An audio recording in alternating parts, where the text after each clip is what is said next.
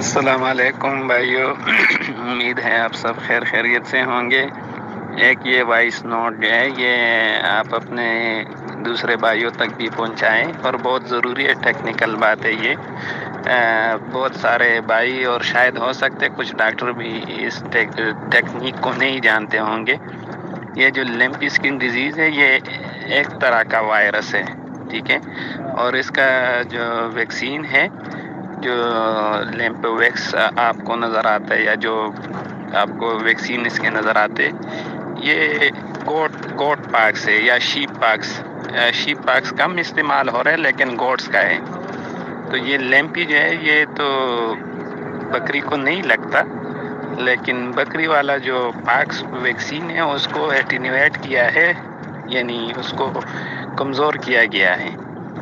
تو یہ آپ ایسے جگہ استعمال نہ کریں جہاں پہ یہ بیماری ہے آلریڈی۔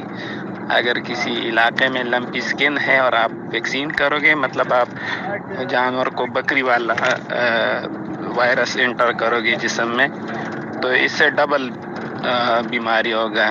ایسے بھائی یہ نوٹ کیا گیا ہے کراچی میں، جن لوگوں نے ویکسین کیا ہے وبا کے آتے ہی وہ ڈر گئے، جو لوگ ڈر گئے اور ویکسین فوراً کیا ہے، پہلے تو نہیں کر رہے تھے، تو بعد میں جب ان لوگوں نے کیا ہے تو ان کے جانور ڈسٹرب ہو گئے، بہت زیادہ ڈسٹرب ہو گئے۔ تو مہربانی کرے، پنجاب کے اور KPK کے اور بلوچستان کے کراچی سے باہر جس جگہ پہ بیماری نہیں ہے وہاں کے عوام یہ بات نوٹ کرے کہ آپ نے تو یا ویکسین ابھی لگانا ہے، ٹھیک ہے، تاکہ ایک وائرس انٹر ہو اور وہ امیونٹی ڈیولپ کرے 20 دنوں میں، کیونکہ 20 دنوں کے اندر امیونٹی ڈیولپ ہوتی ہے۔ اگر آپ ویکسین پہلے جاتا ہے 20 دنوں سے تو آپ کا ویکسین ضائع ہو جائے گا۔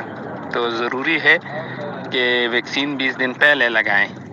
اگر بیماری آتی ہے پھر آپ لوگوں نے کچھ نہیں کرنا، پھر آپ لوگوں نے صرف صفائی اور چچڑ کے ٹیکے اور دھواں وغیرہ اور یہ مکھیاں بگانے والے جو جتنے ہے پریکاشنری میئرز وہ اٹھانے، اور ساتھ میں اینٹی پائریٹک، اینٹی الرجک ٹیکے شیکے لگانے، جانور کو آئسولیٹ کرنا ہے اور اس پہ مچھردانی ڈالنا ہے۔